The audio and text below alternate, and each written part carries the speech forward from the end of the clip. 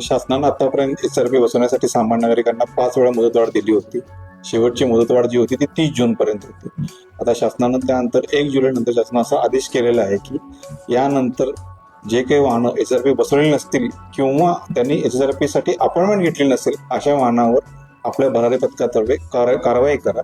तसेच जी वाहनधारक आपल्या कार्यालयात त्यांचे वाहन विकायचे असेल किंवा त्यांचं लोन उतरायचं असेल अशा कुठे सेकंड ट्रान्झॅक्शन ते येत असतील पण त्यांनी SRP बसवलेली नसेल किंवा अपॉइंटमेंट घेतली नसेल अशा वाहनांचं कोणतेही काम केलं जाणार नाही.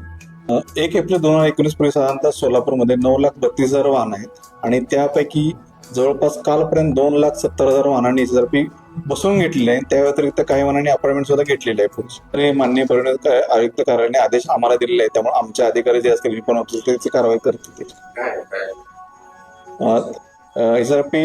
SRP साठी त्याला 1,000 रुपये दंड आहे. त्यासाठी साधारणतः असं होतं की आपण पाहतो की समजा एखादी गाडी चोरीला गेली किंवा वाहनाचा अपघात नाही सापडला तर त्याच्या जर समजा दादा मामा किंवा ज्या याच्यात भाषेत पाहिजे त्या याच्यात जर आकडे जर नसतील तर वाहनं ट्रेस होत नाही.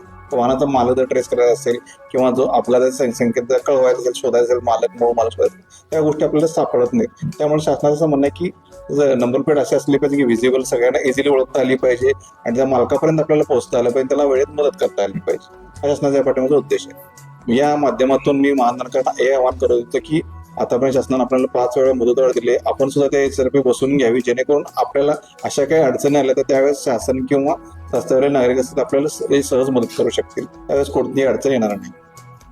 धन्यवाद.